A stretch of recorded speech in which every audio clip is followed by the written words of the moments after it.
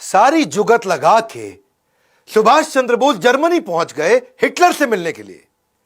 Hitler से appointment लेने की इन्होंने बहुत कोशिश करी, बड़ी मुश्किल से इनको अपॉइंटमेंट मिली। जब ये जाके वहां बाहर ड्राइंग रूम में बैठे तो अचानक एक आदमी आया, मतलब हिटलर आए और आके बोले, हेलो मैं हिटलर हूं, और अपना हाथ मिलाने के लिए आगे बढ़ाया। सुभाष चंद्र बोस जवाब देते हैं, मेरा नाम सुभाष है, मैं भारत से आया हूं और मैं आपसे नहीं, मैं हिटलर से मिलना चाहता हूं। हिटलर हैरान हो गए, कह रहे मैं ही तो हिटलर हूं। फिर वो वापस लौट के चले गए अंदर। अंदर से एक दूसरा आदमी आता है, फिर आके हाथ मिलाता है, हेलो मैं हिटलर हूं, बताइए। तो सुभाष चंद्र बोस फिर खड़े हो गए, नमस्कार मैं सुभाष चंद्र बोस भारत से आया हूं, मुझे आपसे नहीं, मुझे हिटलर से मिलना है। सब हैरान हो गए, अरे ये क्या चक्कर है, हिटलर तो आए मिलने के लिए। सुभाष चंद्र बोस ने मना कर दिया मिलने के लिए, बोले मैं हिटलर से मिलना चाहता हूं। अब 3-4 जब लोग आए और सबको उन्होंने बोल दिया मैं आपसे नहीं, मैं हिटलर से मिलना चाहता हूं, तो हिटलर ने असल में अपने 4-5 बहरूपिये बना रखे थे, उसको अपनी जान का खतरा रहता था। और सुभाष चंद्र बोस हर बार पहचान गए। असली हिटलर को जब ये बात पता चली तो उसकी बुद्धि चकरा गई और वो बाहर आए। उनके लिए यह पहली बार हुआ पूरी पृथ्वी पे कि किसी आदमी ने पहचान लिया कि यार ये तो असली हिटलर नहीं है। तो वहां करके उन्होंने अपना दूरी से वहां खड़े हो गए और दूर पे आके खड़े होकर के इनको देखने लगे कि क्या चक्कर है, पहचानता कैसे। तब सुभाष चंद्र बोस खड़े हो गए और दूर से खड़े हो गए हिटलर उनको बोले कि बताइए क्या बात है, क्यों मिलना चाहते हैं।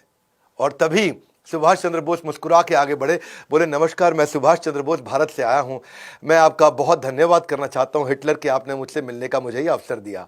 हिटलर हैरान, क्या पहचान गया ये? अब बिल्कुल ठीक पहचाना। पूछा कि भाई तुमने मुझे पहचाना कैसे? सारी बात छोड़, पहले ये बताओ पहचाना कैसे? आज तक दुनिया में कोई पहचान नहीं पाया। मेरे यही सारे कॉपी जो मेरे हिटलर के होते हैं ये दुनिया भर में घूमाते हैं, सारे काम कराते हैं, तुमने पहचान लिया।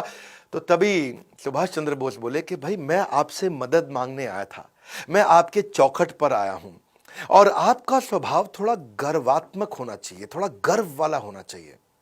और आप आके पहले हाथ बढ़ा देते थे कि मैं हिटलर हूं, बताइए।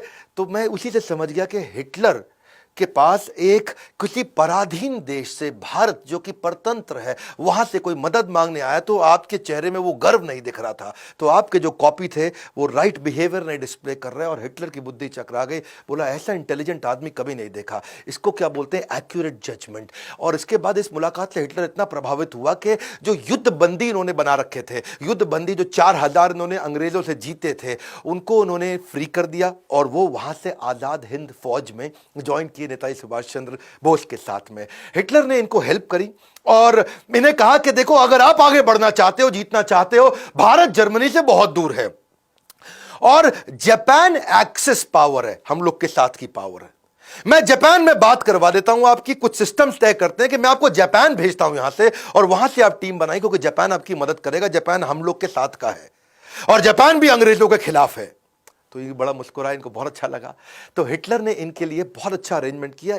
आप समझ सकते हैं, बाकी लोग भारत में ज़्यादा पढ़े लिखे नहीं थे, लेकिन ये दुनिया भर में इंटरनेशनल अलायंसेस बिल्ड कर रहे थे। अंग्रेजों को भी पता लग गया अब तक कि ये इस समय जर्मनी में है और वहां से इन्होंने पूरी तैयारी करी। इनको हिटलर ने अपनी एक प्राइवेट बड़ी पनडुब्बी दी, जिसमें इन्होंने जो जर्मनी की नौसेना की बड़ी पनडुब्बी थी और उसमें 90 दिन लगने थे। वो जहां पानी के ऊपर, पानी के नीचे सब तरह से ट्रैवल कर सकती थी। उससे इन्होंने इनको सुमात्रा द्वीप में भेजा, जो आजकल इंडोनेशिया का आइलैंड है, उसको जापान ने जीता हुआ था और जापानी सेना के कब्जे में था। ये वहां पहुंचे, हिटलर की मदद से पहुंचे, हिटलर के कारण पहुंचे। इमेजिन हिटलर को भी इन्फ्लुएंस कर पाए। सुमात्रा से फिर ये जो कि जापानीज आइलैंड है, अभी इंडोनेशिया के पास है, वहां से प्लेन से टोक्यो पहुंचे और वहां पहुंचने के बाद ये जानते थे कि जापान एशिया के अंदर अपना वर्चस्व के लिए लड़ाई कर रहा है। तो जापान के प्रधानमंत्री को जाके इन्होंने इन्फ्लुएंस किया। ऐसे इंटेलिजेंट लीडर्स नहीं थे।